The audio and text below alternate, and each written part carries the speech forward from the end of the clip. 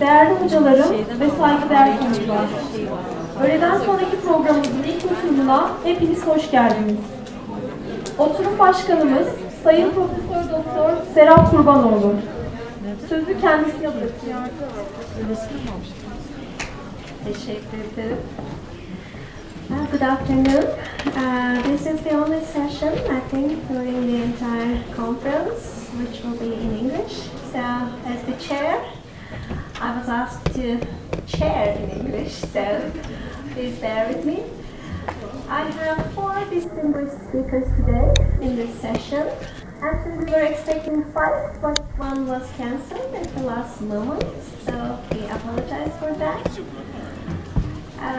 Our first speaker, I will introduce very shortly our speakers, but before I do that, I'd like to mention a little bit about the themes. A variety of themes will be addressed today in this session. We will start with the post-truth.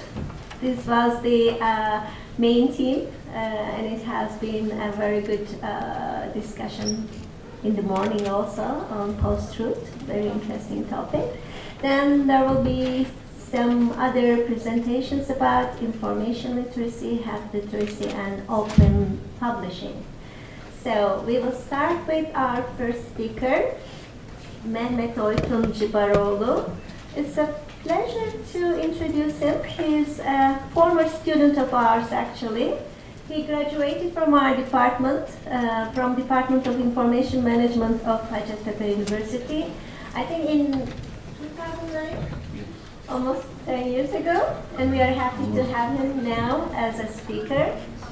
He has been working in the private sector for a while, then changed his mind and worked at Sakarya University at the beginning, but now he's working at Bursa Technical University as a lecturer. So the floor is yours. Thank you.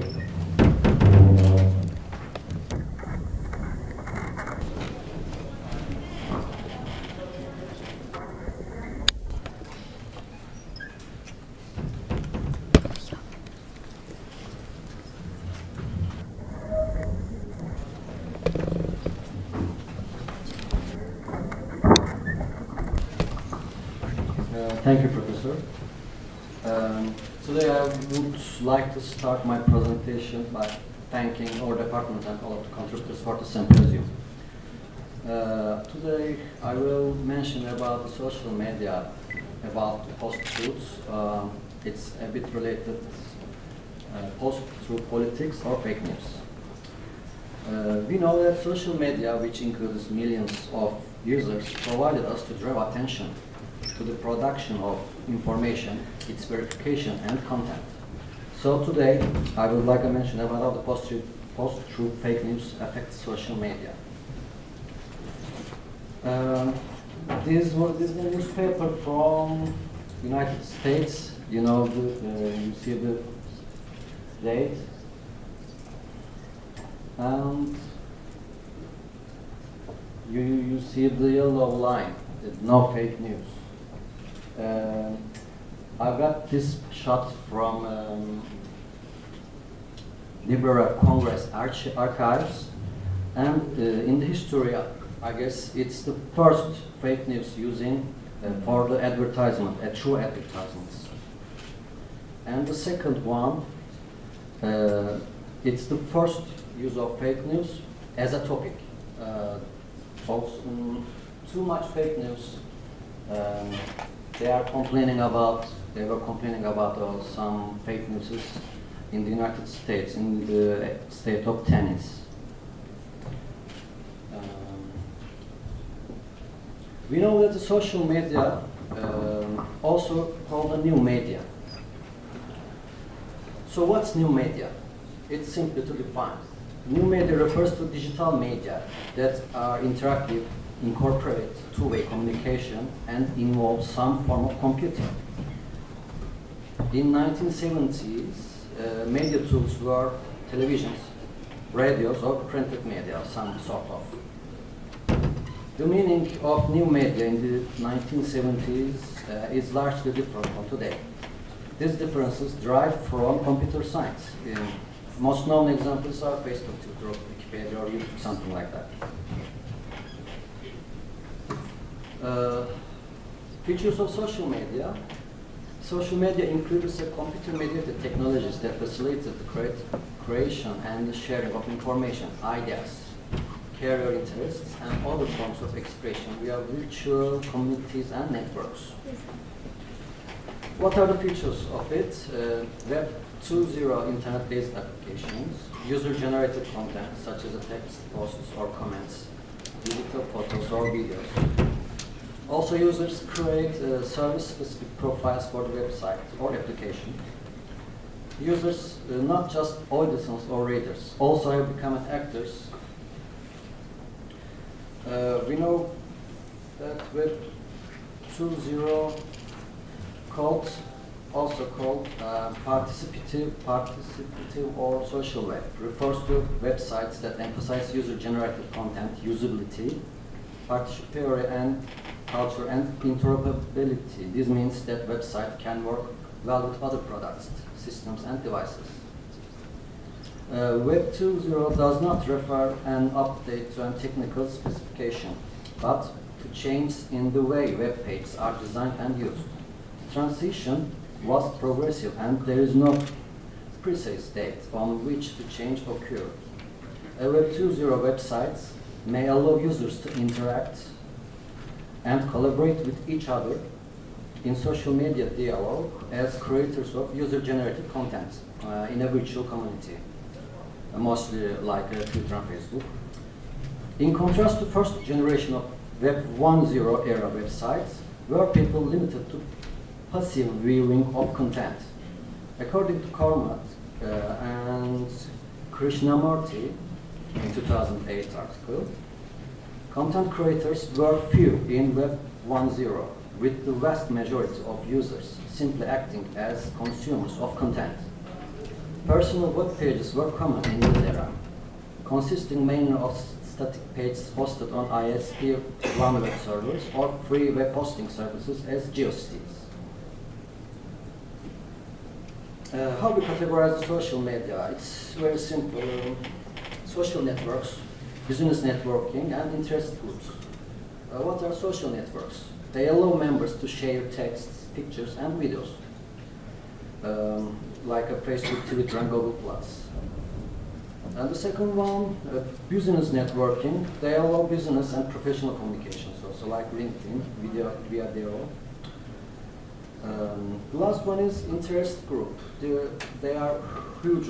They contain huge amount of users, like Instagram, Spotify, Pinterest. Users can share creative endeavors and advice in these sites. In social media, it can be easily seen that the user-generated thoughts, advices, and news spread all over the world via some applications, mostly by social networks and interest groups.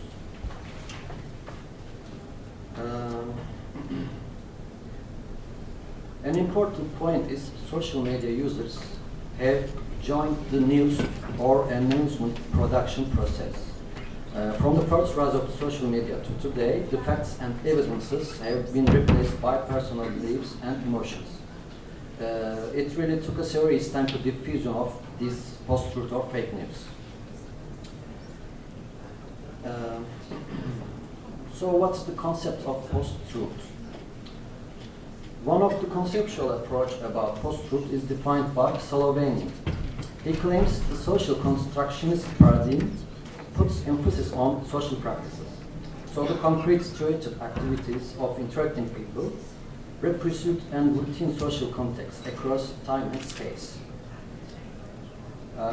Focusing on practices rather than behavior means that the analysis shifts from the cognitive to the social and consistent with the study of information seekers in their social context. Social constructivism is based on specific assumptions about reality, knowledge, and learning. Some social constructionists contend that reality is constructed through human activity. Members of a society together invent the properties of the world. Thus, behavior of information seeking depends on communications between society or individuals and desire of gaining information. It absolutely occurs a dilemma. Communication technologies is still providing information spreads fastly, but its content and context cannot be controlled. So it's the main problem of our digital age. I want to tell about some examples of post-truth information or news. We know that election of Donald Trump, United States election of presidency, also successful campaign to live in the European Union in the United Kingdom. We call it as a Brexit. They are the two most widely known, discussed, and examples of this concept. This term, post-truth, is also associated with a particular known in the phrase post-truth politics or fake news. Mostly post-truth politics.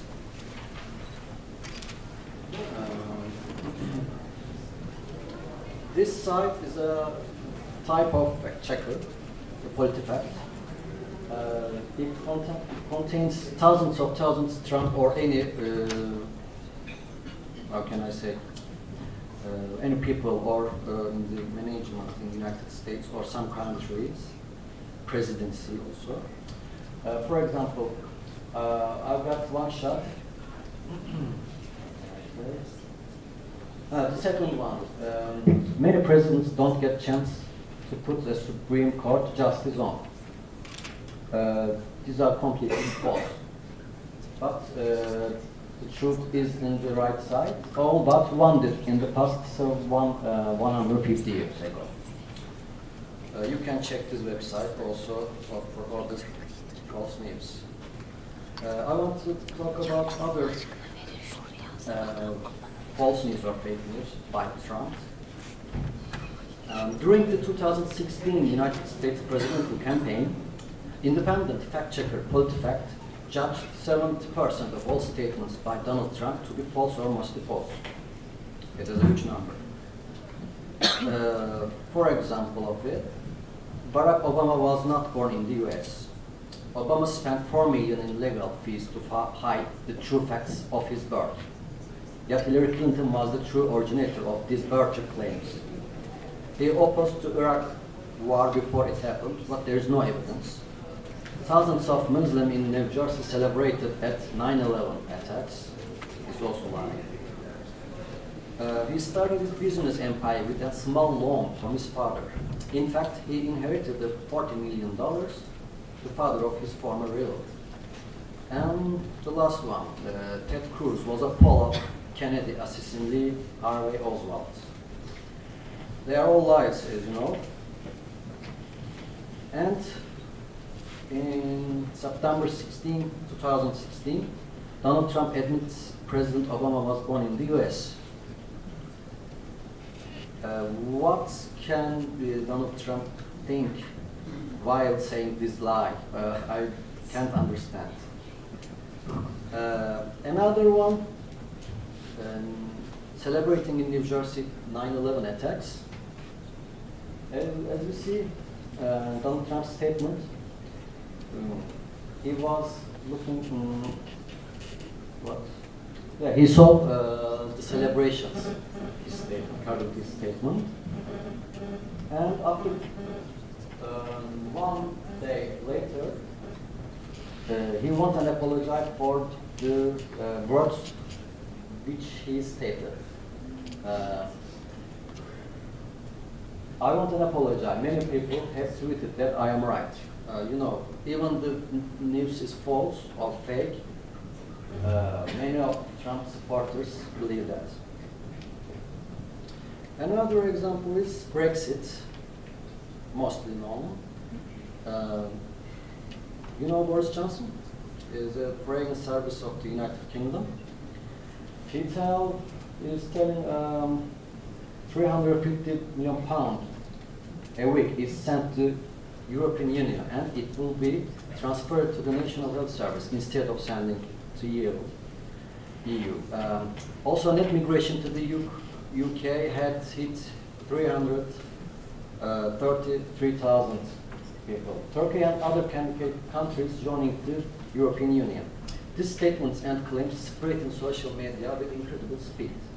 And the next shot, the propaganda was, we sent the European Union 350 million pounds. Let's fund our NHS instead, something like that. So, is it true or lie? And according to the BBC fact checker, the United Kingdom mainly to help the British farmers, which reduces the net weekly cost of European Union membership to an estimated only 160 million pounds or less. So, you know, the politicians. And this is also Twitter analysis, pro-Live or pro-Remain sentiment analysis in June 2016. As you see, the 3rd of June in 2016, 78% are thinking to leave. But 23rd of June in 2016, it drops to 61.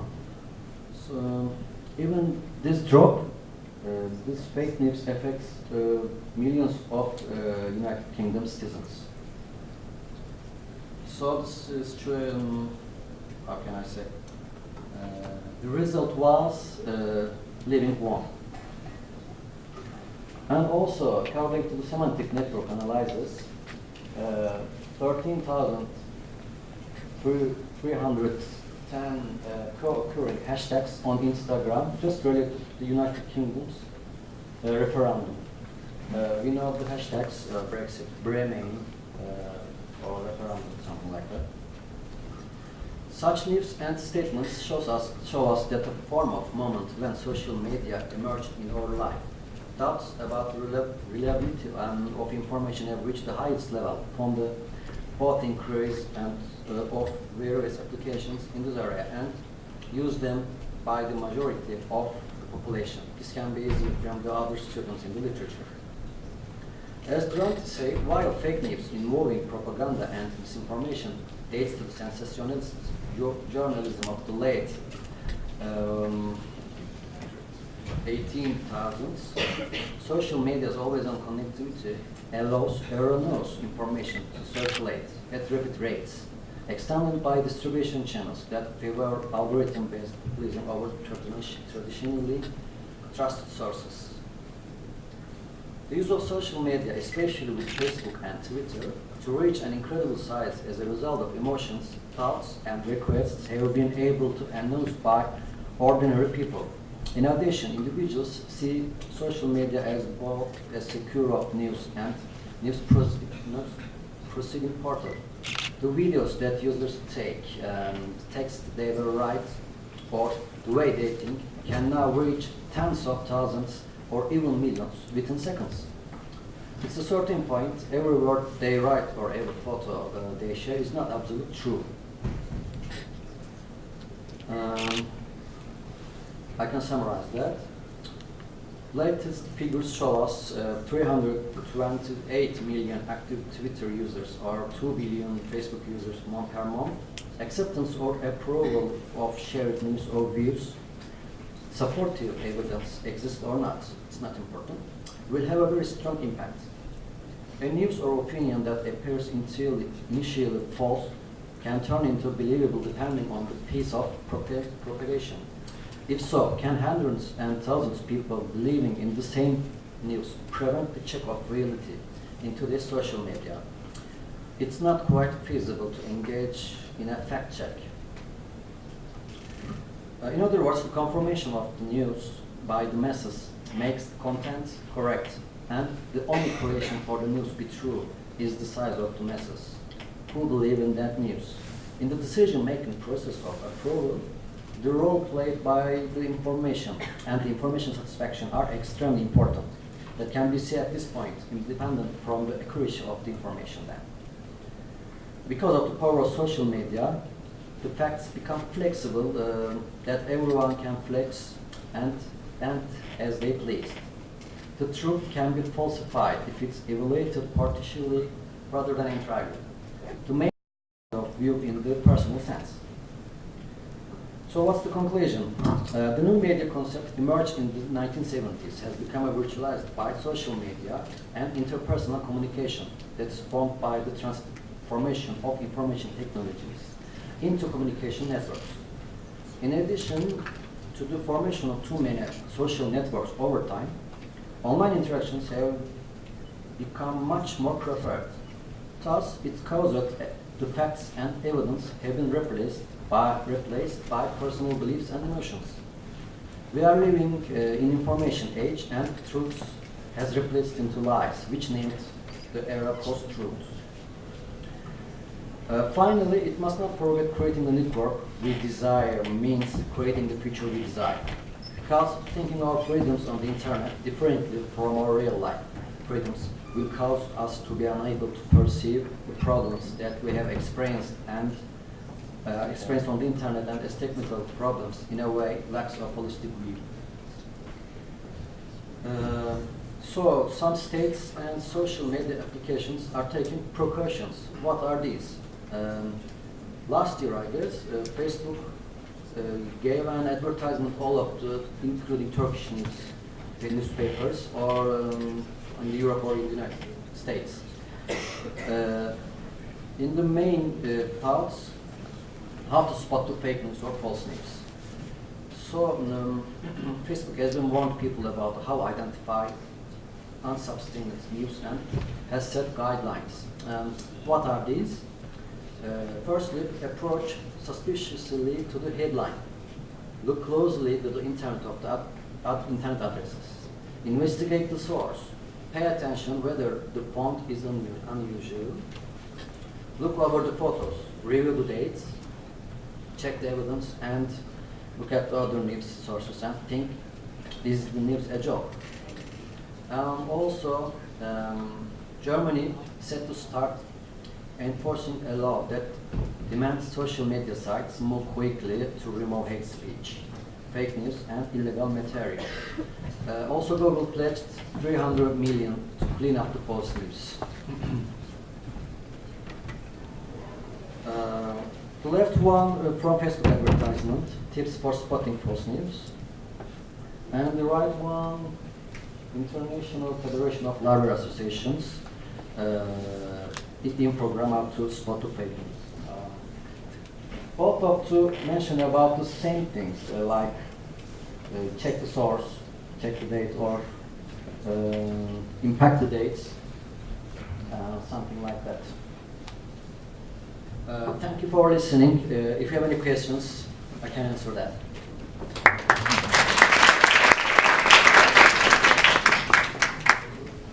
Thank you very much for this interesting talk. It was interesting to see that people started to talk about fake news in early 19th century. It seems like we will be talking about it even more in the future. And interesting examples from politics. I think it's an area where you can produce some fake news, but I don't think we need to go so far to find good examples. Turkey is a very good source for that. Well, if you have questions now, we have time for questions, almost 10 minutes. Please feel free to ask your questions, or if you have comments, they are also very welcome. No questions? No comments? Okay, so then I think we can proceed if there are no questions or comments. We can continue with our next speaker. Our speaker is Leslie Charles. She came from the States from a very long distance to join us here, and we really are very pleased to have her in Ankara with us. She is an information literacy instruction librarian, instructional design librarian at Rutgers University. And she got her degree in library and information science from Queen's College. And her speech is actually titled addressing the illusion of knowing among freshmen in evaluating information sources from social media. So, Leslie, the floor is yours. Thank you very much. I'm very happy to be in Turkey and to eat your very delicious food. I am still jet lagged, so please bear with me. But I will speak slowly so that people can follow me. I really think it's wonderful that I come after my esteemed colleague Mehmet, because he has placed my presentation in context.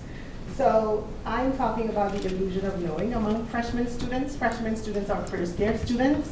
That's what we call them in the United States.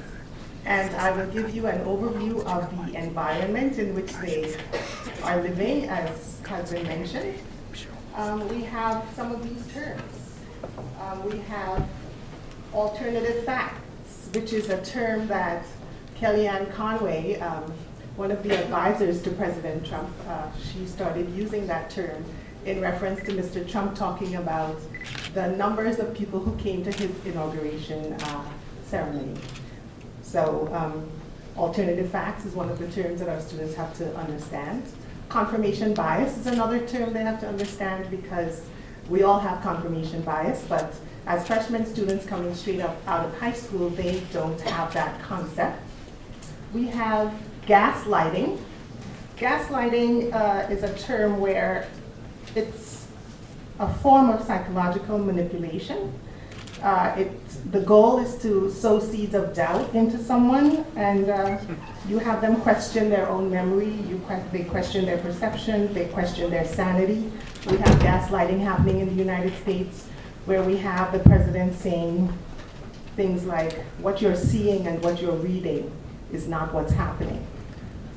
These are things that the president has said, including what was presented on the screen earlier. We also have the President Trump's attorney saying, truth is not truth. He said that on TV.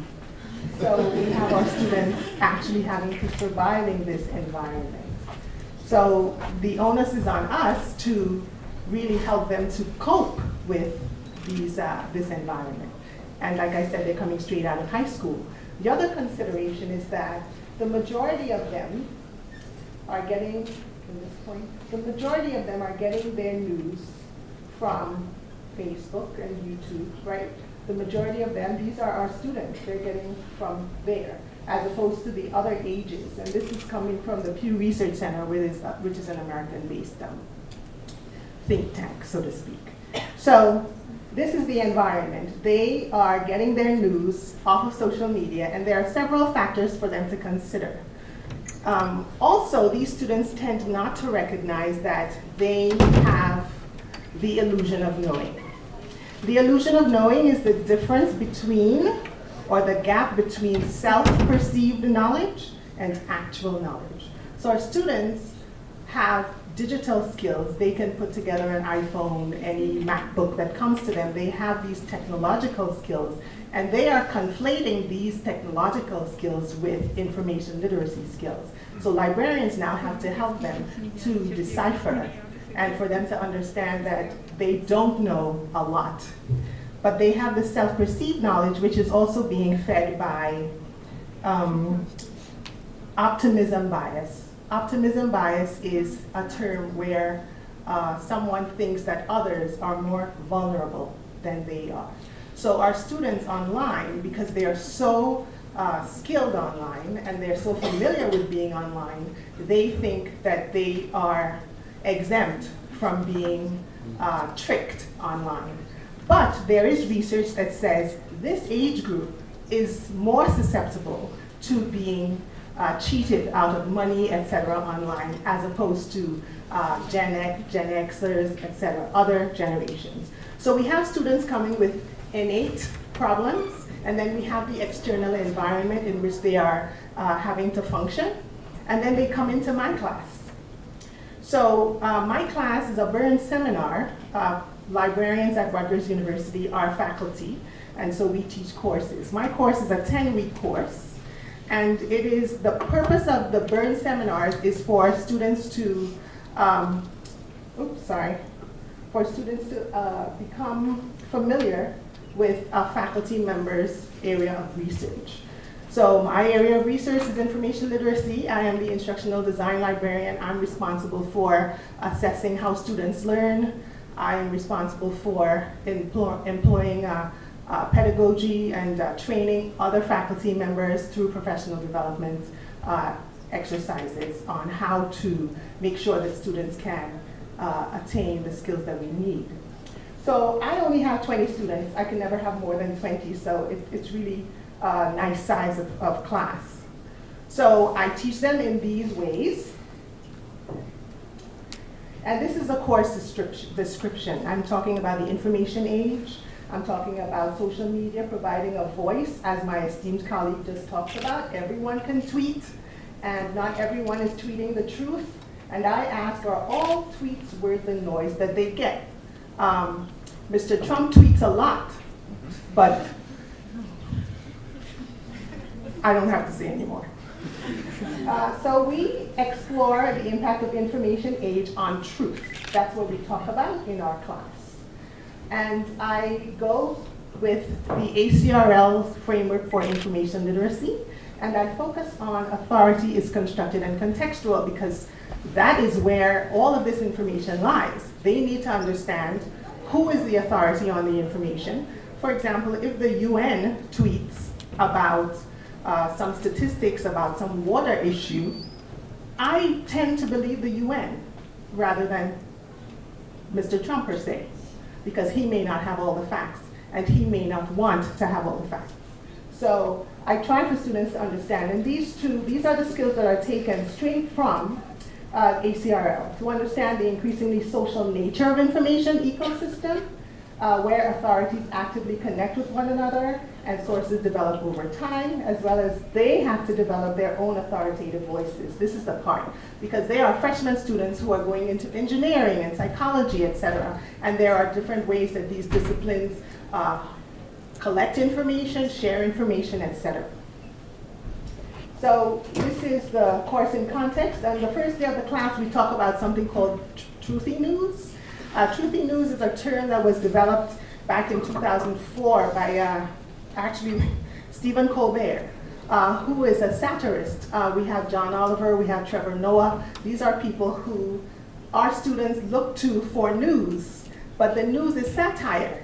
They're making fun of the news, and they have a clever spin on the news, but it's not necessarily the news. However, Stephen Colbert was very insightful, or he had good foresight, because he recognized truthy news is a way that the news media tends to give us back what we want. So the news media in the United States, they say, tweet us, tell us what you think. Then they collect it and they give it back to us. So they're just giving us, it's just a cycle, and that's the information landscape in which we function. And the other one that truthiness is the one where he's talking about the news is only true if it feels good to me. If I like this news, it's true. If I don't like this news, it's not true. And Mr. Trump is the gift that keeps on giving, right? He's the one who keeps perpetuating this.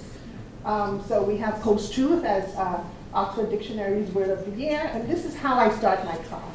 We talk about the alternative facts, and then we get into fake news itself. And then we get into the skills that they need. I'm going to go a little fast here. My PowerPoint will be made available. And then we get into metacognition. Why are we talking about metacognition? Because this is the way that I want the students to understand their self-perceived knowledge, what they think they know, versus what they actually know, and to close that gap. That gap would be the illusion of knowing, okay? So they have to continue with this ongoing self-reflection. How am I doing on time? Oh, yeah. Okay. It involves ongoing self-reflection. So this is where I get the students to start thinking about what Butler and Winnie say back in 1995, where they have to deliberate about strategies. And then they decide how they're going to move forward based on what they know. So it's all about discovery. So I tell them, we're going to plan what we're going to do. We're going to reflect on it. We're going to think about, why am I creating the information? Should I be creating this information? For whom is this information being created? And what's my responsibility in creating it and in publishing it? So I'm trying to get them to think about, when you receive something, is it necessary to retweet that? Because then they perpetuate the fake news. And what are the consequences of creating this information? So then we get into what metacognition spans. It's not only in social media that I take them into their disciplines and they start thinking about their own creation processes. They acknowledge their own authoritative voice, and they examine their own information privilege. In the United States, there's information everywhere. Every student has a lot of devices. We laugh at ourselves when we go to different countries because we get on the Wi-Fi and we want to have 3 devices connected. I'm guilty. My MacBook has to be connected, my iPad, my iPhone has to be connected, and anybody else in my hotel room, we all want to be connected. So that's information privilege that we actually have. And then we want them to see themselves as contributors to scholarship rather than just consumers of it. And then I say, get ready, get set. Now let's just write. And I give them 10 minutes to write, to think about how do they use social media as a digital native. Do they think it's going to influence how they study here? What are some strengths or weaknesses? And then I tell them, think about what you just did, what went well, what parts were difficult. And this is where they start getting into the practice of metacognition. And there are several different points along the way. In the 10 weeks that I have them, we stop and we reflect on the content that they are becoming exposed to. So here I go with, then I get into authorities, constructed and contextual, straight from ACRL, the Framework for Information Literacy. And then we start looking at the authority of some information. So for example, I say, form 4 groups, and let's go to a blog. One of the things I want them to recognize is that the information landscape is changing. This ecosystem is developing. It's evolving, and it also includes social media. I want them to think about scholarship coming from social media, because it can. So we start looking at blogs. We do a group session looking at the blog from PETA. PETA is People for the Ethical Treatment of Animals. And so we go into that, and this is what they have to do. They have to have an attitude of informed skepticism. They have to be open to new perspectives. And then they have to describe how they're going to analyze this blog. And we have the hallmarks of how to evaluate the blog. And then one of their exercises that they have to do is to come and present a blog. They select a blog, and then they look for things like bias, how accurate is the information, and hopefully they're going to take this skill throughout their careers. And then we talk about the assignment. And then this is actually the assignment that is due. This class is starting in the fall, so it was due in October. So you can see they have to define the scope of the blog, et cetera, the author's credentials, et cetera. This is the rubric that I use. I share my rubric so that students know what the expectation is ahead of time. And then we talk about social media as a tool of mobilization. How am I doing with time? 15 minutes. Oh, wow. Wow. Okay. Now I can slow down. Okay. So I talk about how social media is so powerful. And we talk about the Arab Springs. But to introduce them to the Arab Spring and how effective it was in terms of how it moved so quickly, I talk about the Boston Marathon. There was a bombing at the Boston Marathon. And this, coming from Christopher Casina, he showed at the beginning, the tweets were coming just, so social media was informing everyone. And then we went up, and now we start seeing news agencies starting to take it up, Associated Press, and then CNN, et cetera. So this, I use this as an introduction to show it can be very powerful and very useful. And then we start talking about the Arab Springs. We start talking about things like what's in the literature, such as contagion theory. There's a theory in the literature where the information is coming so fast, and it's within these networks that it says people within social networks are unintentionally influenced by others within the same networks because the attitudes and or values of those within their networks are contagious. So people who are hateful will perpetuate hate, and people who are rational will perpetuate that mentality. So that's where we're talking. Then we talk about social amplification theory, which is the notion that the messenger matters, and the message recipients give credence to messages from people whom they deem laudable. So if someone is in a heightened situation, so for example, the Arab Spring, they spread, Tunisia, Libya, Egypt, and so on. We talk about all of that, and then we talk about when it landed in New York, in Zuccotti Park, Occupy Wall Street movement that came straight after the Arab Spring. So we're looking at the populations of people who are using the social media and spreading. So I say to them, someone in Zuccotti Park, in the Occupy Wall Street movement, tweeting is an eyewitness. That person does have authority, but that person might have a skewed sense of reality. That person might be so emotional that what they're sending out is heightened, and it may not be as truthful as you may think. So all the nuances of truth are being discussed when we talk about social media and as a tool of mobilization. And then we pause and we reflect again.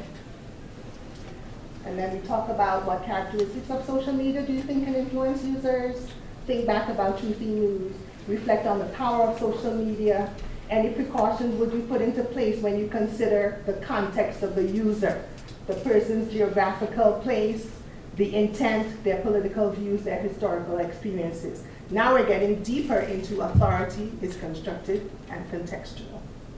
Without beating them over the head saying authority is constructed and contextual, we get them to reflect on it, and then they write.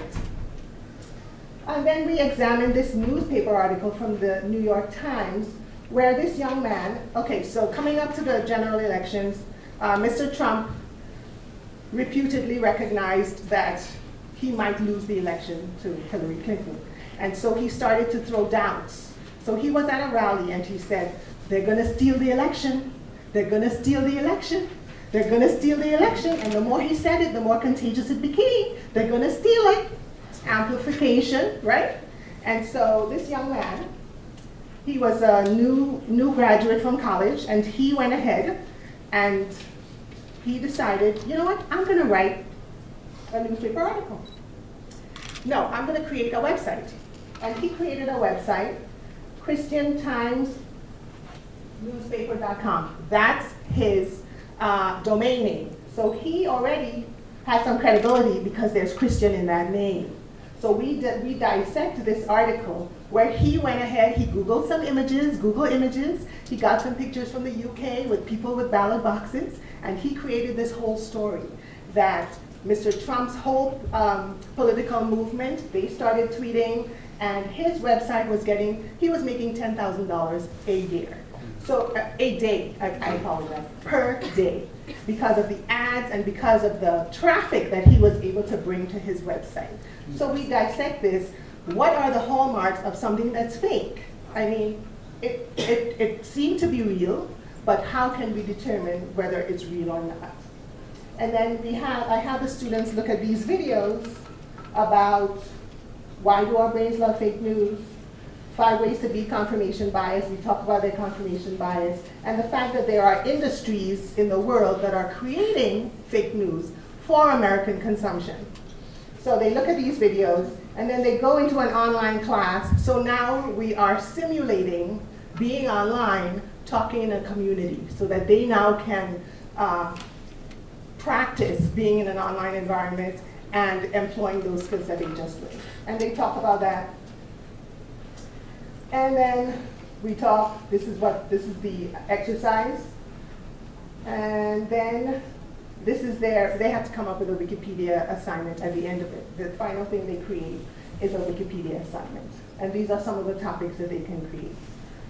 And okay, so my class goes for 9 weeks, and on the 10th week, my class is funded by a really nice organization at the university, and I get paid extra, which is yay. And they provide field trips, they pay for everything, but I don't take students anywhere. I let the students watch a video. The last day we order pizza, we have soda in class, and we watch a video.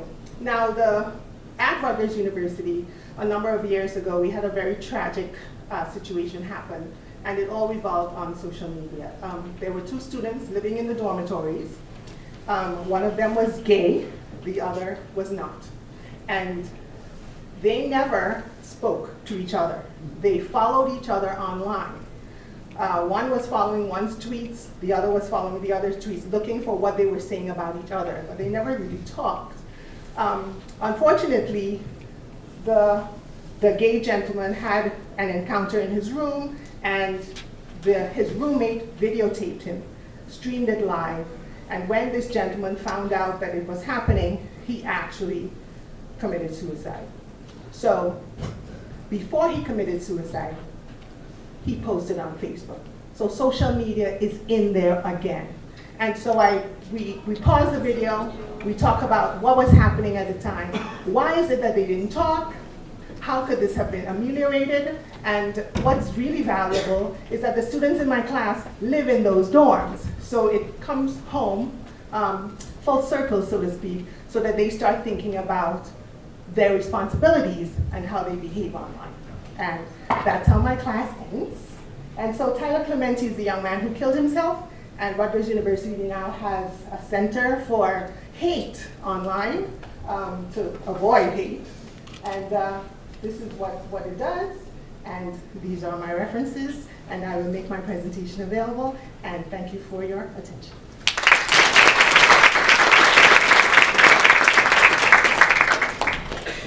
Thank you very much, Leslie. Now it's the time for questions. It seems like information literacy instruction is getting more and more valuable and important since we are in the post-truth era. Having the skills to be able to recognize whether some news and information are fake or they are true, or to judge their accuracy and reliability. So if you have any questions for Leslie? Yes, there is one question. Truth doesn't attract attention as much as it has to do. We don't know about people who tell truth as much as we know who tell lies. So I'm curious what do you think is kind of a success that people use lies or post-truth information to take attention, produce an effect? You want to know what I think about the fact that truth is winning over lies? Kind of, because it works. People tell lies and it works over people. Yeah, so that's one of the things that I discussed, confirmation bias, and that's a big thing in the United States because we are very divided along political lines. The Republicans believe there is no global warming, and the Democrats believe something else. So it's very polarized, and if you get a news article that supports your view, then you're going to go with that, and then you're going to retweet that, and that gets some energy, and then more people, and then it drowns out the truth. It gets louder. And so confirmation bias plays a really big role, and I think our political structure feeds that very, very much because people tend to be clannish about their political party. And it does not matter really if anything outside of what the political party is saying. Mr. Trump is saying the caravan of people coming up from South America. He's saying it's the Democrats. And so no matter who you are, whether you are a doctor, an attorney, a teacher, you're gonna go with that because that's your politics. And I think that is what is really feeding the truth and the lies in the United States. people just don't care now because they just want their party to be in power and they want to make the money that the party is going to help them make. And I think that's the sad part. So my job, the only thing I can do is to let students know, you have confirmation bias, and I want you to know that so that you can act upon it or not. Yeah, people all around the world are very excited. If a gatekeeper says something, I have to follow one of them. So there's no truth, actually. Good point. Thank you.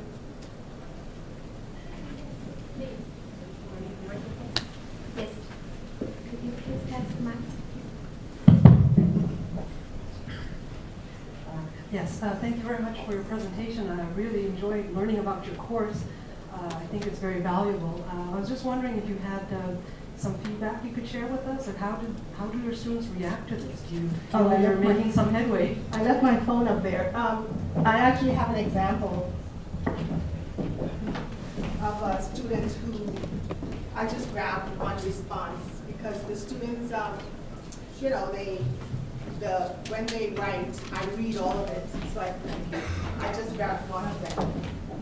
Well, I have two examples. At the end of my last course, one student came up, and this is after we watched the movie and everything. He came up, he shook my hand, and he said, "This course was transformative for me." And he said, "Thank you so much, because I had no idea that I had confirmation bias. I never knew about clickbait. I never knew about fake news. Now I feel like I'm equipped to continue." And then he said, "Do you teach anything else that I could sign up for?" That was amazing. And I had one student who, I took a picture of his. I'll just read some of what he said. "Before enrolling in this course, I perceived social media as something for comic relief. I would enter the Twitterverse in search of the funniest vines and memes. From time to time, I would see political controversy, current events, and tragic scenarios. However, I never paid full attention to them because I had difficulty figuring out which news story was real or fake. I just became skeptical, I took everything for granted, blah, blah, blah." Long story short, he says, "The major concept in this class that resonated with me the most is metacognition.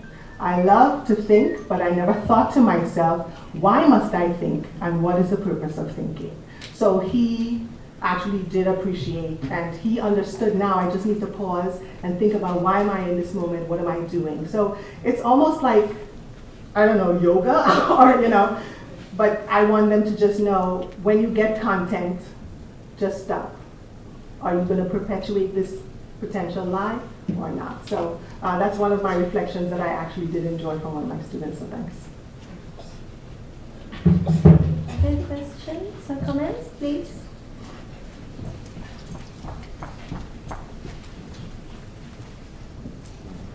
Hello, Leslie. Dr. Dervish from Kurbanoğlu University, Department of Information and Record Management. I just remember I just recalled that you mentioned about contagious, the word contagious. I was just wondering, do you think that the spread of the fake news resembles bell curve? It starts slowly, then it goes up, which is point, and eventually will come down. Do you think that fake news spreads resembles a bell curve model? I haven't thought, that's an interesting question. I haven't thought of that. But I feel like the fake news is not, I don't think it's coming. I don't think it's going in that direction. I don't think it's going to peter out as a bell curve would do. I feel like, given our potential political environment and our president and his potential to be in power for 5 more years, I think he has a very, he's very, what's the word? He's very gregarious. People who like him love him. Convincing. Yeah, he's convincing. Yeah, people who like him love him. And so the fake news is just going to continue. And the more he calls legitimate news fake news, now you know, our media, they're becoming attacked and so on, you know, CNN sucks, they keep saying and so on. So as long as he continues with that, it's not going to peter out. So I think he's just going to continue for it to proliferate. It's just going to continue. That's unfortunately. So information managers, what do? We have to head it off at the pass. And when the students come to us, we have to say, this is the world you live in, and these are the skills that you need. You know, whatever your politics is, forget it. Just be true to whatever the information is. So it is contagious, and I mean, contagions typically do peter out, but we can only be hopeful after the students go through some cycles of our instruction, perhaps. Maybe after this presidency it will fade out. Maybe. We can only hope. Thank you. Any other questions? If there is no, maybe I can ask one. Leslie, is that course elective or a compulsory Yeah, it's an course? elective. It's elective. Is there any intentions to make it compulsory? Well, I've been Compulsory? Yeah, a number of people have said more freshman students, not just the 20 who enroll in my class, should be exposed to it. But that's a conversation. Because it's within the confines of the Burns seminar, it can only be 20. But it should be a seminar, like seminar for hundreds. So we'll see. I'll let you know. Yes, please let me know. Thank you very much. So now we can invite our third speaker, Peter Becker. He came from Netherlands. He worked as a music librarian for long years at the Conservatory Library. Then he switched his career to academia, and now he works at Den Haag University Applied Sciences. And he will be talking about open publishing textbooks. Peter, the floor is yours. Yeah, thank you. Well, the presentation I will give will be about a project that I've done, so it's a bit about myself and my motivations to trying to change things. But at the end, I have some message for you. And to do that properly, I would like to know what you are. So are there students in the room? Yes. Who of you is student? Yeah. Who of you is librarian? Okay, also some. Who of you are lecturer?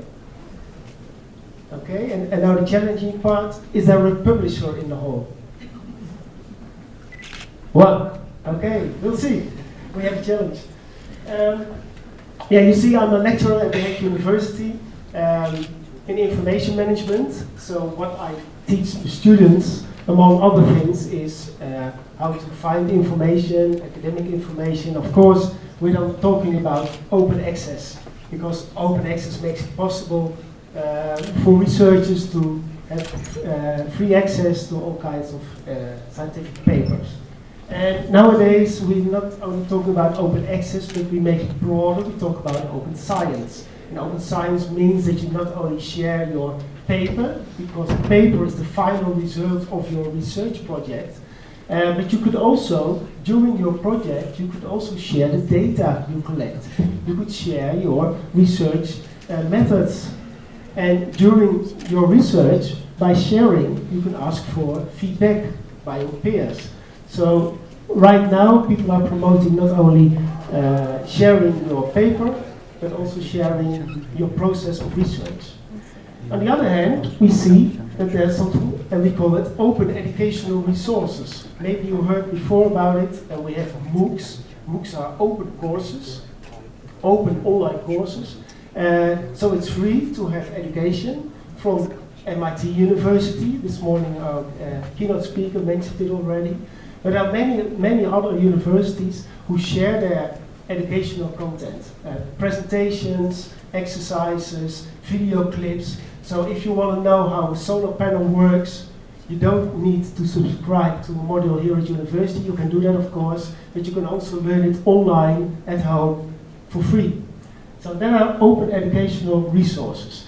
And it's not only the MOOCs, but also, as I said, separate materials as PowerPoint presentations and short clips, etc.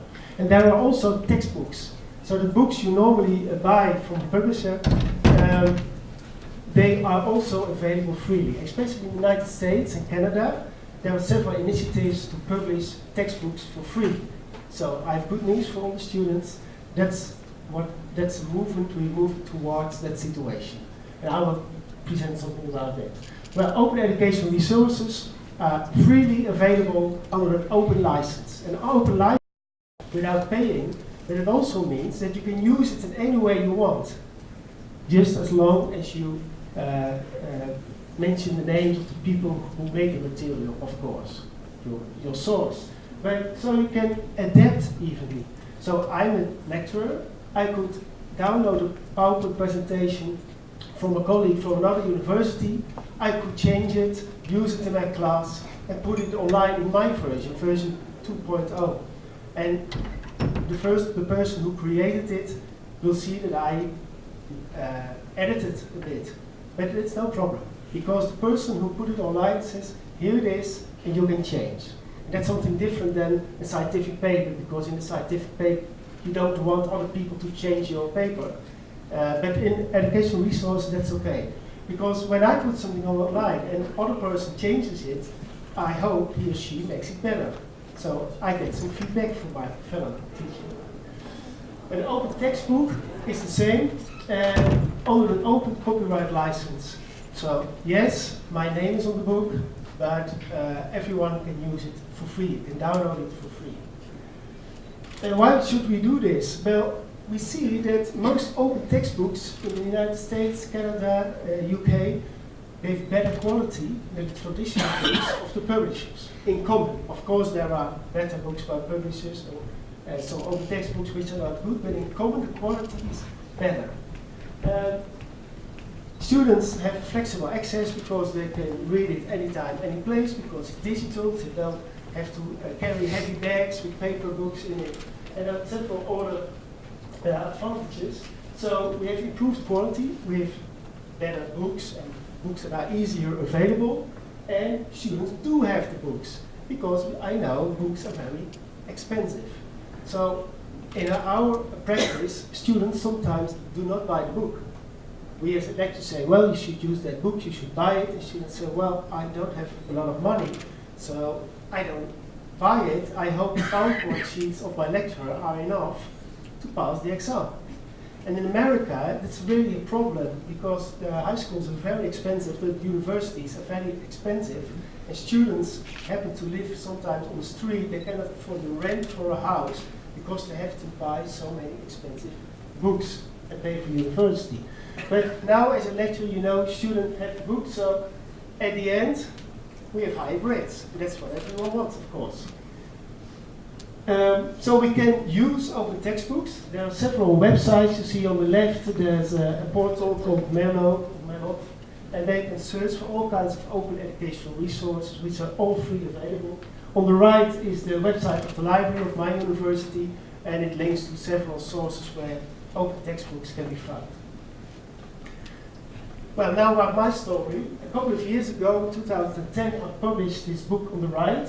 It's in Dutch, Organiseer Informatie, Organize Your Information. It's about the findability of documents. So it's about taxonomies, thesaurus, classification, etc. And we published that via a traditional publisher. But we, as writers, authors, we were 4 authors, we did all the work. We discussed what should be in it. We wrote, we reviewed each other's chapters. We asked other people to review. And then finally the publisher said, well, okay, you can send the PDF to us and we make it a book. And we said, okay, but do you do some text corrections? No, you should do that themselves. You get a preprint and then you can make the text corrections yourself. So we did all the work. And the publisher got the money for it. And then I was in Canada at a conference about open education, and I met this man. He deserves a bigger picture, but it didn't fit in my format. This man is called, his name is Cable Green, and he's a member of the Association of the Creative Commons. And Creative Commons is an open license organization concerning copyright. And he was giving a wonderful presentation about projects in the United States on open textbooks, and it saves the taxpayers from one state, the state of Washington, which is in the west of the United States. It saves the state yearly $10 million, because the state pays the books for the children from 4 years old until 12, I think. And the government paid a lot to publishers, but now they use open textbooks, so it saves the taxpayers $10 a year. And you had a wonderful presentation, and I thought, well, if I ever go to write another book, it will be an open textbook. Well, that happened later on. The book we published first, it costed 35 euros. Okay, then how much is that in Turkish lira? About 180 liras, I think. Something like that, 180 liras. It's not so much, I know many books are much more expensive, but okay, it's still some money. But we as authors, we got 5 euros. And we went with four authors, so 1.25 euro for each. The 30 euros, the rest was for the publisher, for the printing, etc. But as I just said, the publisher did nothing. We did most of the work, the publisher did some things, but this is traditional, what happens. And we thought, well, next time maybe we can skip the publishers. Because the next time when I write a book, I will ask my colleagues to review. And for text editing, we will hire someone. And I happened to know someone who was willing to do the editing for us for free. Well, she happens to be my wife, so it made it easier. But she's good with writing and text, so it was good. And the printing, we don't need to print, we have internet. Why should we print? We can, it's not necessary. We can spread it, and we use the internet for the marketing because it's a book for students and for universities. And I know my fellow lecturers in the Netherlands. So I send them an email and say, hey, I wrote a book, you want to use it in your class? Yes or no, here it is. So we had a party in April 2017. We published the book. You see here the authors. So you now think, who's his wife? Who's his wife? Okay. On the right is my wife. She did the text editing, and you see a very young student here who is very happy with the book. And the title is Maak het vindbaar, make it findable. Well, it's on the same topic, but with new insights, etc., new techniques on it. And it's an open license. CC by SA means Creative Commons. You can use it the way you want it. Just mention our names. That's the by the names of the authors. And SA means share alike, which means if you make any editing on it, if you change some things, you can write new chapters on it, no problem. But you have to share it, just like us, for free. So if a publisher would say, well, I'm going to download this book, I give it another color and some images, and people pay 50 euro for it, that's not allowed. We don't give permission to do that. Actually, there was a bookshop who said, well, we make a hard copy of it, and we sell that for 25 euros. So I sent an email to the bookshop and said, that's not correct, because we gave it away free. People can still have a hard copy, you see it there, but that's printing on demand. And then they pay 15 euros, and that's the cost price. So the price for paper, printing, and sending over the mail, so people can order it, pay 15 euros, and 2 days later it's in the mailbox. They have it on paper. And we experience that most students still buy the paper version, but that's okay. So this is my new model of publishing a textbook for universities, for academic education. So the ID initiative, when we do that as authors, we think, hey, there should be a book about, and we can write it. The reviewing, you can also review each other and ask students. Because the publishers do that, bring a first version of a book, and then ask students, what do you think about the book? Not many times. But we can ask students, do you like the book? What's not okay? What is okay? Do you understand the examples we give? Do you understand what we write? Do you think something is missing? Students say, okay, it's not okay. And then we can make a new version, no problem. Well, the text editor, well, not everyone's wife is willing to be a text editor, so it should be paid, just like the designer. Maybe the library of the university could facilitate this. And I'm sure there is, I have an example, and I heard Leslie is doing that a great job as well, facilitating and stimulating the lecturers in writing open textbooks. And there's always funding to find. There are always sponsors willing to pay some money so you can hire these people. Supporting copyright issues, because of course in my book I could not print images which I got from the internet without a license or whatever, so sometimes authors need support in that. And printing and marketing and selling, most of the time the authors can do that. Here you see a website of the library of the Technical University in Delft. The university in Delft is quite famous in technical technical domain. I googled, they are in the top 25 of technical universities in the world. And they have a website for their own lecturers and professors and say, well, we help you in publishing an open textbook. So if you consider as a lecturer to write an open textbook, we help you, we facilitate you. And now the next step is not only publishing open textbooks, but also using it as a lecturer in an innovative way. And we call it open pedagogy. Because an open textbook has an open license, which means you can adapt it.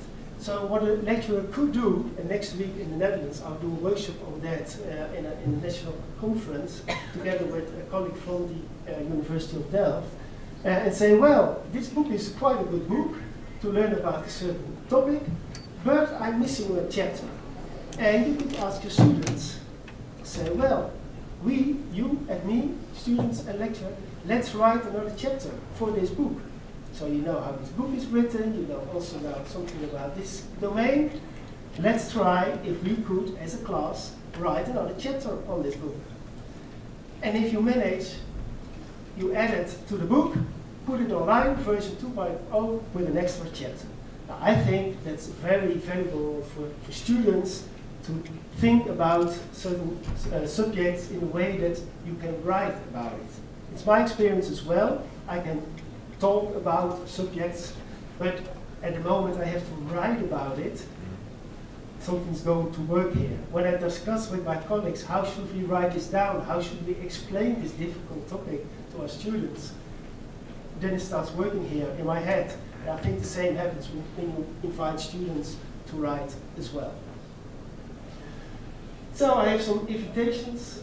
Here we are. An invitation to lecturers. If you start a new course and you think, well, I should use a book in this course, consider using an open textbook. I have many colleagues, the first thing they do is go to the websites of the traditional publishers and see, is there a book about this or that I can use for my class? And please search a bit further and check if there's an open textbook, because it saves your students a lot of money. Secondly, consider writing for yourself an open textbook. I will support you. And consider the practice of open pedagogy. Could you use an open textbook and write with your students some extra in it? And for the librarians, guide the lecturers to find open textbooks. Show them the way, this website, that website, there you can find open textbooks for your classes. And consider facilitating the process of publishing, just like the Library of the University of Delft, just like Leslie does and many others already in the UK and Canada. So I hope this inspires some of you to start thinking about open textbooks. Thank you very much.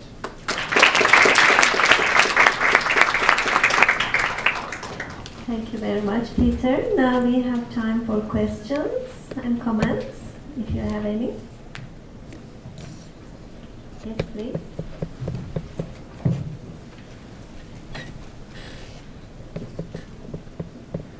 Do you think, is there a bad side of open access? Sorry, is there a Bad side of open access? bad side? Yes, of course.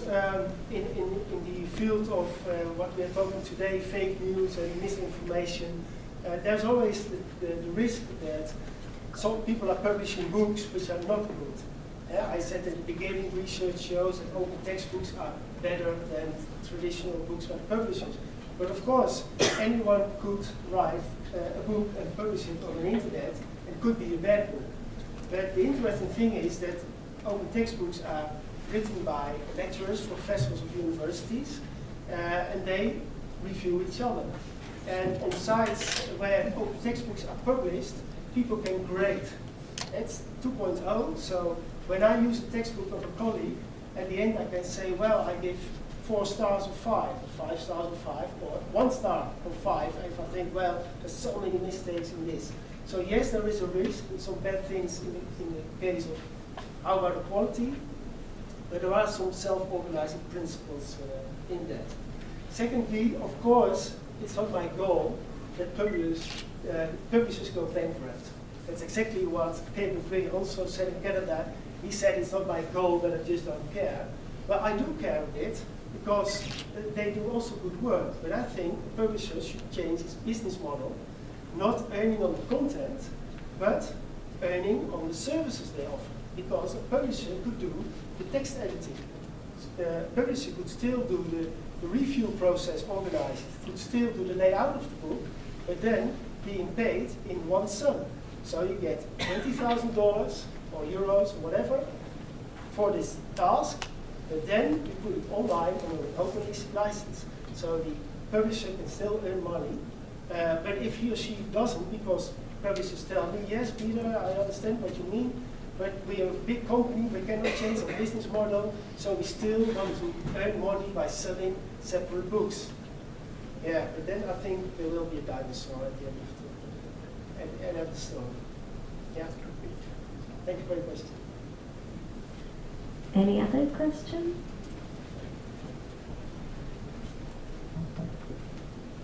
Or comment? I guess no. Okay. Thank you, Peter. Thank you very much. So we can move on to our last speaker. Our last speaker is another very fresh, actually, graduate from our doctoral program. Leila got her PhD very recently from the department, health literacy. And today her talk will be about lifelong learning and health literacy and the role of libraries. Leila got her bachelor degree and master's degree in Iran, in her country, then studied in our department for her PhD in library and information science. And he worked as a translator and interpreter, I think in the languages of Persian, Turkish, and English. And at the time, I think she's having this very well-deserved break after getting her doctoral degree. And Leila, the floor is yours. Thank you, Prof. It's an important opportunity for me that I'm looking for a job, please. As you see, my study is about the role of libraries in lifelong learning and health literacy. Lifelong learning is all learning activities and undertaken throughout life with the aim of improving knowledge, skills, and competences within a personal, social, related perspective. If we look at the process of learning, we found that learning has four processes. At first, it is to know, that means attaining knowledge and skills. Learning to do means skills for living. Learning to live together means social cooperation with others. And learning to be means being a member of a society. And learning, as you know, has three forms: formal, informal, non-formal. Formal learning is happens in a structured and organized context, and it leads to a diploma or certification. Informal learning, which isn't taking place in a structured or organized context, and non-formal learning is essential for vocational skills at the workplace. Health literacy is much more than being able to read. It requires several skills: reading and listening, as well as decision making. Then the ability to apply these skills together when it comes to health situation. This concept has three components. First, literacy capacity. That means capacities to read, write, communicate, and solve problems. Comprehensive capacity to understand how health and healthcare services are structured and operate to meet healthcare needs and how these services can be accessed. And the last component of health literacy is participation or self-management that will improve health or change behavior to prevent diseases from starting to processing. Today, a high quality of education and lifelong learning are the most important elements for globalized economy in knowledge societies. This means that these concepts can help people better to fit any changes which can affect health-related problems. Studies show that literacy affects the ability to gain information and search in related conditions. And it also influences linguistic and cognitive abilities and self-efficiency. So improvement in education means improvement in health. Cooperation of long life learning and health literacy enables better health and social outcomes for everyone. If we look at the needed skills for lifelong learning and health literacy, we can find that lifelong learning skills are creativity, problem solving, critical thinking, leadership, communication, collaboration, information management, adaptability, and curiosity. Health literacy skills are basic health competences. That means the application of health promoting, health protecting, and disease preventing behaviors as well as self-care. Patient competences means to navigate the health system and act as an active partner to professionals. Consumer competences means to make health decisions in the selection and use of goods and services and to act upon consumer rights if necessary. And the last one, citizen competences, through informed voting behavior, knowledge of health rights, and membership of patient and health organization, means citizen competences. We know that there is a relationship between lifelong learning and health literacy. For low health literacy levels of individuals or for people who have low health literacy levels, lifelong learning is one of the most important solutions. And we know that the development and maintenance of health literacy skills over the life course may take many forms. That means,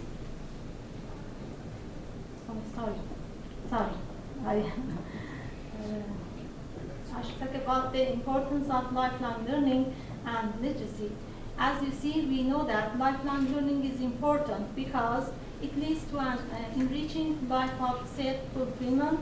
It helps us make new friends and establish valuable relationships. It helps us find meaning in our lives, makes the world a better place for everybody, and create an open mind and help fully develop natural abilities. And if we look at the importance of health literacy, we know that it is important for everyone because we all need to be able to utilize and understand health information and services. As you see, low health literacy increases the risk of serious illnesses, needing emergency care, mismanaging medication, poor health in old people, not understanding diseases and conditions, not getting the flu vaccine, and at last it being hospitalized. Now, it's the relationship between lifelong learning and health literacy. The development of health literacy may take many forms, ranging from formal channels like adult education and seminars to more informal types of learning such as internet use, library use, and daily routine practices. Health literacy skills are needed to promote and maintain good health. These skills are part of an individual accumulated lifelong learning experience from formal and informal sources. And we know that old adults are more likely to experience health problems, use the healthcare system, and manage multiple prescriptions and illnesses. Learning can be affected by an individual's health status and can therefore affect the desire to learn and the ability to take attempt in learning. An educated population is a healthier one, so knowing how the population becomes educated about health should be a priority for healthcare providers and educators. And lifelong learning is a source of health promotion and provides a foundation for a thriving society. And the role of libraries in these conditions. Libraries include efforts involving the following populations: older adults, underserved groups, the general public, healthcare professionals and students, and patients. For old adults, libraries, we know that old adults are particularly at risk for low health literacy, which is associated with poor health outcomes. Public libraries have a long tradition of services to this user population. And lifelong health learning efforts involve workshops and classes in the use of consumer health databases are some of the examples that public libraries can effort for older adults.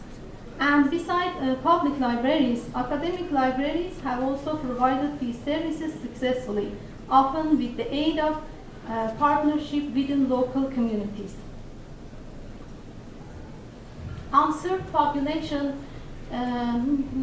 Unserved population means groups with a higher, in some countries, it depends on country and geographical conditions. Underserved populations are groups with a higher risk of disease due to certain socio-economic factors and other social factors of health.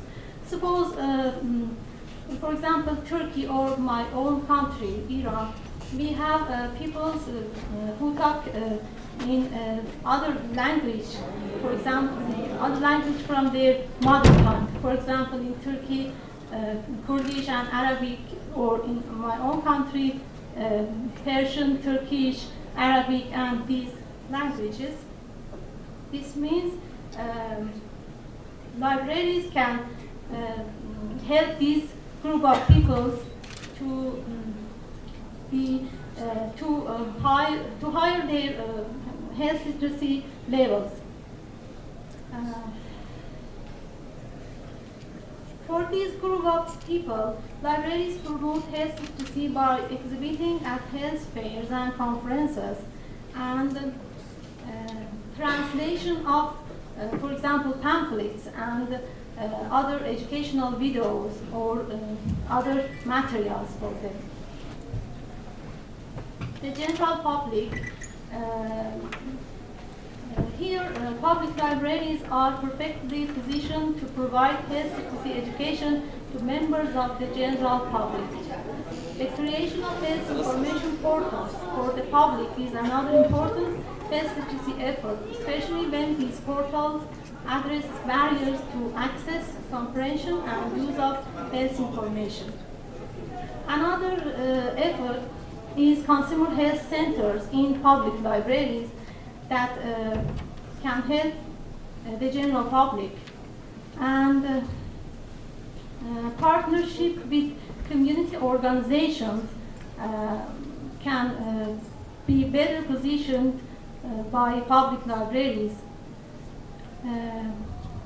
Also, partnership between academic and public libraries are also have been successful. And the last effort is train the trainer classes that results from a collaboration of academic and public libraries, educated public librarians on mental health resources intended to increase awareness of the importance of teaching mental health literacy to library users. The next group is healthcare professionals and students. Health literacy can be a part of programs in health science fields, and medical librarians working in healthcare settings are often at the forefront of health literacy awareness efforts for healthcare professionals and students. Online tutorials and in-person workshops for physicians, nurses, medical residents, and students have focused on understanding the needs of health literacy are useful. Health literacy programs in medical libraries present the need to refer patients to librarians for further information and use displays to reach medical students. And for patients, health literacy services is delivered by medical librarians via hospital or consumer health libraries in the form of training on the use of medical databases and consultations about a variety of health topics. And hospital libraries have a unique opportunity to provide patients, besides delivery of information, and online portal containing health information are another health literacy effort for patients which require librarian involvement, both in provision and creation of content and in addressing barriers involving patients' ability to find and evaluate information within their portal. Here you can see some of the examples about cooperation of libraries and other organizations. For example, the first one is the National Network of Libraries of Medicine, which has launched a national initiative in public libraries to equip library staff with effective skills and high-quality resources. By joining this program, you can access a number of health literacy resources like training materials and e-learning and in-person classes that are created to our librarians. The other example is the Reference and User Service Association, Uluslararası in Turkish, division of the American Library Association, which guides libraries of all sizes, serving all communities and answering health and medical reference questions. The next one, Health Happens in Library, is a cooperation between Web Junction and Zero Divides. This program recognizes the role public libraries play as contributors to community health. And this program was run in partnership with Zero Divided and was funded by a grant from the Institute of Museum and Library Services. The next one is Medline Plus. It's very famous, and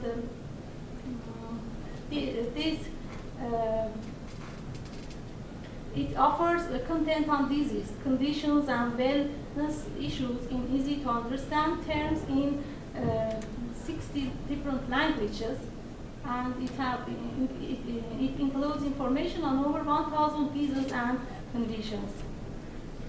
The next one is in partnership with the NLM and the Public Library Association, and it promotes healthy communities through a health information initiative.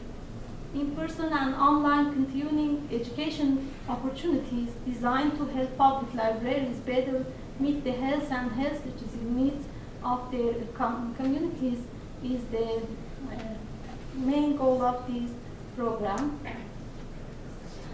The other one is a joint program of University of Washington Health Science Libraries and Harborview Medical Center's Inter-Present Services Department Community House.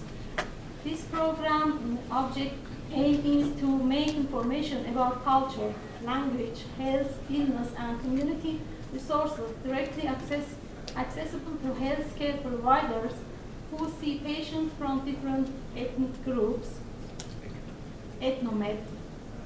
And the last one is a site run by the ALA Public Program Office. This consists of strategic partnership, ongoing health webinar offerings, professional development workshops, and online health and wellness resources. We know that libraries are in a unique position to bring together people, programs, services, and partners necessary to make health information and services accessible to everyone. And we know that libraries are involved in efforts to improve general literacy, information literacy, health education, and patient education in line with lifelong learning for more than a century. And libraries and librarians can be effective partners in conducting research in health literacy and in building sustainable health literacy programs within organizations and communities.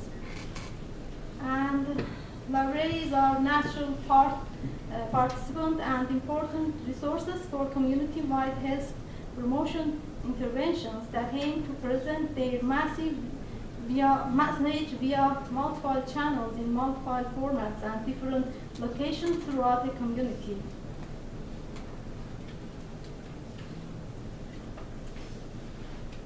And when it comes to research, librarians can apply their expertise in comprehensive literature researches to conducting meta-analysis of the literature on the connection between health, information literacy, and behavior.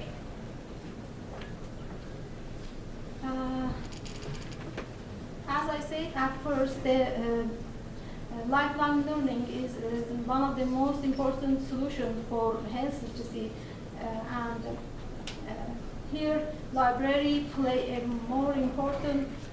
the most important roles,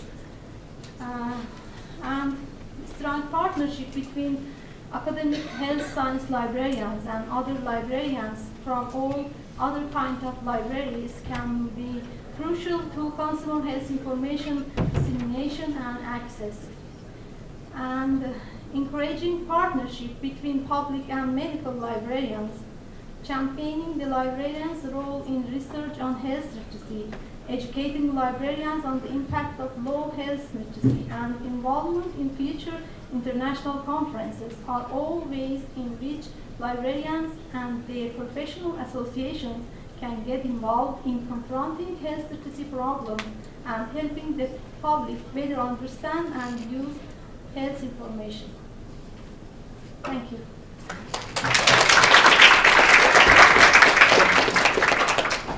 Thank you very much, Leyla. So there are some suggestions for libraries, new roles to play, like facilitating to publish open books and teaching health literacy. So if you have any questions for Leyla, yes, there is one. Actually, I would like to make a comment. I think Ayağa kalk. I think is very important as a topic because just as information literacy, health literacy is also very important. Many people like to not going to the hospital, including me. If I have a headache, I just Google it and I end up having last stage of cancer because of these results. So I think people must be very aware of how health issues are important, especially the way that we retrieve this information. And I think the topic that you explained is very important, and also we have this as a subject in our university, information management in health and medicine.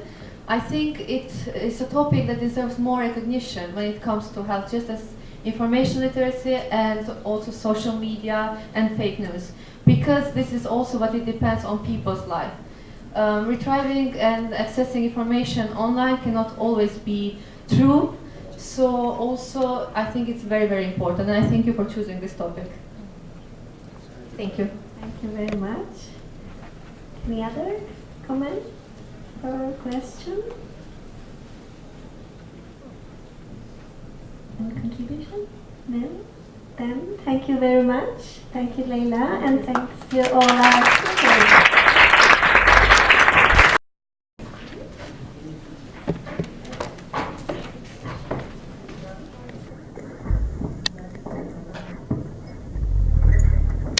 Programımız 30 dakika aradan sonra devam edecektir.